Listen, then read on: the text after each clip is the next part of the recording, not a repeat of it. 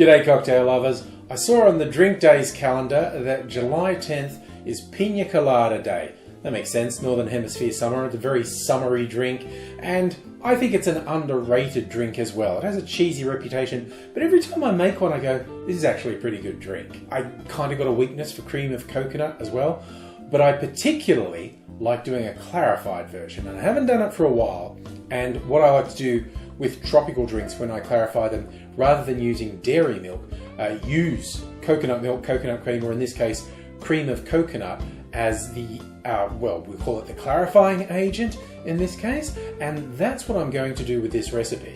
My other secret ingredient in this clarified cocktail is one that I don't normally use in cocktails, and that's orange juice. I tend to not like orange juice in cocktails very much, but when you're clarifying, particularly with the coconut cream, it brings in these fantastic sort of, what's that American treat called? The orange creamsicle? It's like the orange and ice cream flavors. I just really like it. It is one of my favorite clarified drink profiles. And you know what? I'm also minimizing waste. I tend to use oranges for garnishes on cocktails. Just peel, and so I end up with this peeled orange. And I go, what am I doing? I don't really like orange juice. Don't really like orange juice in cocktails.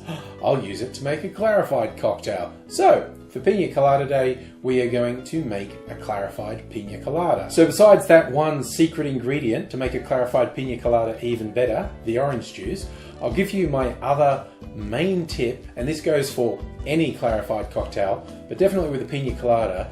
You want to use stronger, bolder flavors than you normally would, because the clarification process softens and rounds flavors. So usually if I was making a pina colada, I'd use a white rum or a lighter rum. In this one, I'm going to use some stuff that's a bit more robust than that. Without further ado, the recipe I'm following goes like this. I put in 90 mils or 3 ounces of orange juice, then 90 mils or 3 ounces of pineapple juice. To that, I'm adding 60 mils, 2 ounces of pineapple rum, and then I'm adding 30 mils, 1 ounce of a really bold overproof rum.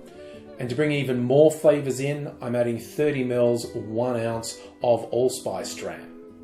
I add that concoction to around 90 mils of cream of coconut and give it a gentle stir, and then we're going to leave it to separate, because it's the separation that provides us with essentially a filter for our drink, which is going to clarify it. We do pour it through a coffee filter, or you might use a cheesecloth, but that is really only to hold the curds. I think we still call them curds when it's coconut milk. I'm calling them curds anyway. And it's the curds that are the clarifying agent in the drink. Anyone who's watched my other clarified cocktail videos might be surprised to learn what I did here, because a lot of guides online say you should leave the drink to separate for at least a day. I've experimented in the past and found that to be completely unnecessary. I leave it for honestly only about half an hour to an hour till I can see some good separation. In this case, I will admit that I've regularly had trouble with coconut milk or coconut cream. Well, more trouble than I have with dairy milk anyway. It's been very fiddly sometimes, it hasn't worked as easily or as quickly as I liked, and so I thought, you know what, for no apparent reason, I'm going to leave this for 24 hours rather than my standard 1 hour. And then I got it out, and you can see just a really significant separation, and I poured that through a paper coffee filter. And lo and behold, visually, this is the best result I've had with this type of cocktail for a while, and also it was completely trouble-free. So flying in the face of advice I've given repeatedly in the past, I think particularly when using coconut milk or coconut cream, I would recommend leaving it for at least 24 hours. To fully enjoy this, of course, we've got to decide how to serve it. Now, you could stir it on ice and serve it up in a coupe, for instance, or because there's actually a natural foaming agent that happens with the clarification process, if you shook it on ice and poured it into a coupe, you'd get a nice foamy head.